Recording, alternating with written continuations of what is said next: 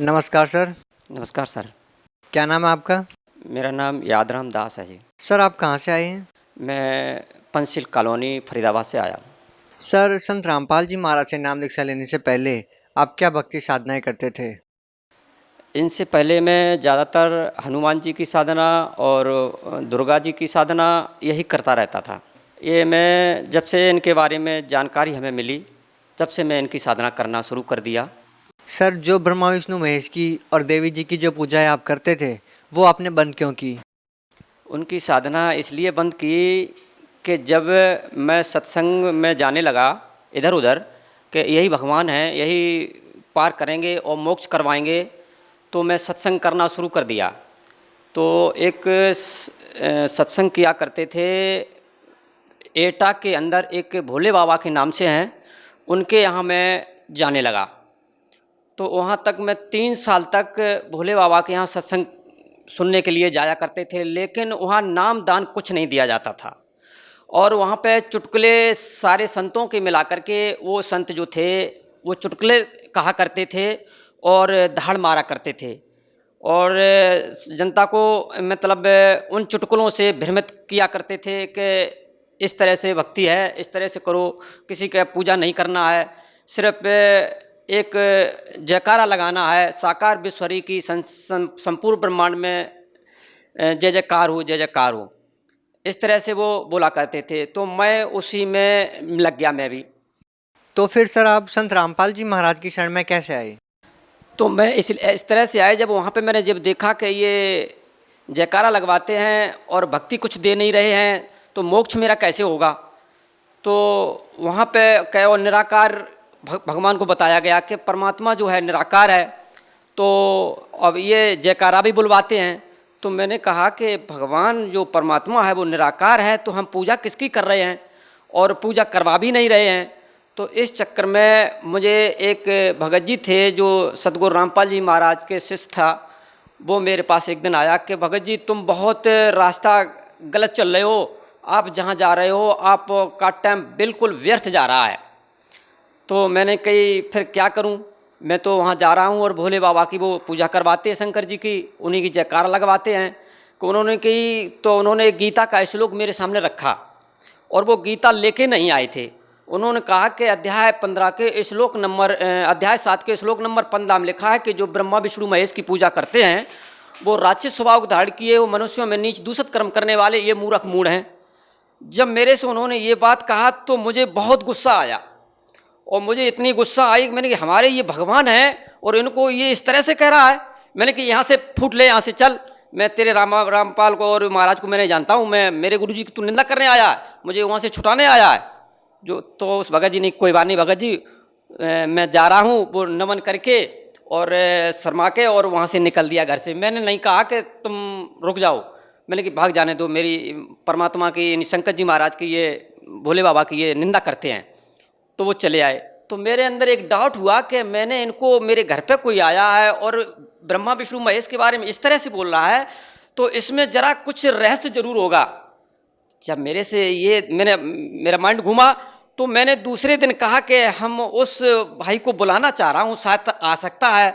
तो मैंने उससे फ़ोन से बात की हमने कि भाई जी ऐसा है, तुम्हें कोई मैंने जो बोला है उसमें कोई दिक्कत तो नहीं हुई है, और दिक्कत हुई तो बता दो, मैं तुम्हें बुलाना चाहता हूँ भाई, मैं बहुत आपसे आभारी हूँ, मेरे से गलती हो गई है जो मैंने आपको अपने घर से भगा दिया है। तो उसने कि उस भगत जी ने बोला कि अरे भगत जी कैसी बातें करते हो, अब जब बुलाओ मैं तुरंत आ जाऊँगा। तो उन्होंने वो आकर के मेरे को दोबारा फिर समझाया। जब उन्होंने समझाया तो मेरी समझ में आई, तो मेरे अंदर तड़प बन गई बहुत धुआंधार। मैंने कही भाई अब ऐसा करो, मुझे कल ही ले चलो। तो वहाँ पर जब जाकर देखा तो हमारे गुरुदेव जी रामपाल जी महाराज के, जब मैं शरण में गया तो सत्संग चल रहा था। तो मैंने सत्संग चल रहा तो वहाँ गीता का ज्ञान महाराज जी बता रहे थे और इस तरह से बता रहे थे कि मेरे एक एक श्लोक मेरे अंदर घुसता चला जा रहा था। तो उन्होंने सबसे पहले बोला अध्याय 16 का श्लोक नंबर 23 में कि जो शास्त्र विधि को त्याग कर अपनी इच्छा से मनमाना पूजा और आचरण करता है वो एकदम व्यर्थ है, बेकार है और सीधा नरक में जाता है। मेरे अंदर और चुभ गया। तो इसी तरह से उन्होंने पूर्ण संत की पहचान बताई और पूर्ण परमात्मा का नाम बताया। तो यहाँ पे जब ये सत्संग सुना तो मुझे लगा कि ये परमात्मा, ये रामपाल जी महाराज ही हैं और यहाँ इनके अलावा और कोई इस विश्व में मालिक है ही नहीं है। जो हैं ये रामपाल जी महाराज के रूप में आज उपस्थित हैं और उनसे मैंने नाम दीक्षा लेकर के मैं दृढ़ होकर के मैं भक्ति करने लगा।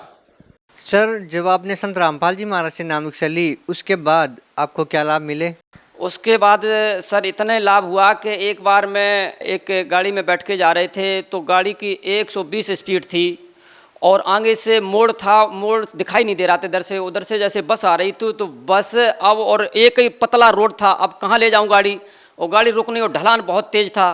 जब तेज़ था तो सदगुरु रामपाल जी महाराज की ऐसी कृपा हुई है कि हम चारों जो भाई बैठे हुए थे चारों बिल्कुल सजीव बच गए और गाड़ी के फरकच्चे उठ गए सर। और लाभ, एक बार मैंने मोटरसाइकिल चलाई, मोटरसाइकिल चलाना आता नहीं थे, मैं मोटरसाइकिल चलाने ने मैंने एक लट्ठा में मार दी और लट्ठा के आगे का पूरा टूट गया। वो मालिक की बाधना। उस दिन ऐसी दया वही रामपाल जी महाराज की, अगर मैं गुरुदेव जी के रामपाल जी महाराज के शरण में ना जुड़ा होता तो आज मेरा वहीं पे समाप्त, वो टांग टूटती जरूर टूटती और जो गाड़ी का एक्सीडेंट तो वहीं मर जाता। तो आज उन्होंने मुझे लंबी आयु दी है, उन्हीं की वजह से आज मैं यहाँ पे खड़ा हूँ। तो इसके बाद सर जब फिर मुझे ये ज्ञान मिला है तो ज्ञान से पता चला है कि सदगुरु रामपाल जी महाराज पूरे सृष्टि के रचनाहार हैं और शास्त्रों से भी जब मिलान हुआ है, देखा जा रहा है तो रामपाल जी ही महाराज ही आज वास्तविक दिखाई दे रहे हैं कि पूरे विश्व में जो वास्तविक परमात्मा के रूप में हैं वो रामपाल जी महाराज ही हैं और इन्हीं से पूरे विश्व का कल्याण भी हो सकता है, ऐसा शास्त्रों का अनुभव बता रहा है। सर, जो लोग आज भी आपके पहले गुरु भोले बाबा से जुड़े हुए हैं, उन लोगों को आप क्या कहना चाहेंगे? उनसे सर मैं यही कहना चाहता हूँ कि वास्तविक अगर अपना जीवन का कल्याण कराना चाहते हैं तो आप वेदों से, गीता से, पुराणों से मिलाकर के देख लीजिए कि वास्तविक तत्वदर्शी संत है जिससे मेरा कल्याण होगा। तो इस समय इस धराधाम पे सदगुरु जी रामपाल जी महाराज बरवाला के अंदर आए हुए हैं और वो सारे शास्त्रों से, सारे धर्मों के शास्त्रों से एक एक प्रमाण बता रहे हैं और सबको समझा रहे हैं, टीवी चैनलों से और अखबारों से भी बता रहे हैं और वहाँ जा कर के अपना कल्याण करा सकते हैं। सर, जैसा कि अभी आपने कहा कि संत रामपाल जी महाराज की शरण में आएँ और अपना कल्याण करवाएं। सर, संत रामपाल जी महाराज तो अभी जेल में हैं, तो जो लोग संत रामपाल जी महाराज से जुड़ना चाहें भी तो वो उनसे कैसे जुड़ सकते हैं? कोई बात नहीं, अगर इस समय हमारे सदगुरुदेव रामपाल जी महाराज अगर जेल में हैं तो लेकिन इस समय मालिक ने ऐसी दया कर दी है कि पहले तो हमें बरवाला भाग के जाने पड़ता था और जो सुनता था इस ज्ञान को तो बरवाला जाने में बहुत टाइम लगता था। तो ऐसी दया कर दी है, हर जिला के अंदर सेंटर खोल दिए गए हैं नाम देने के लिए। आप वहाँ जाइए, बड़े आराम से आप नाम लीजिए और अपनी भक्ति शुरू कर दीजिए। बहुत बहुत धन्यवाद। सत साहिब।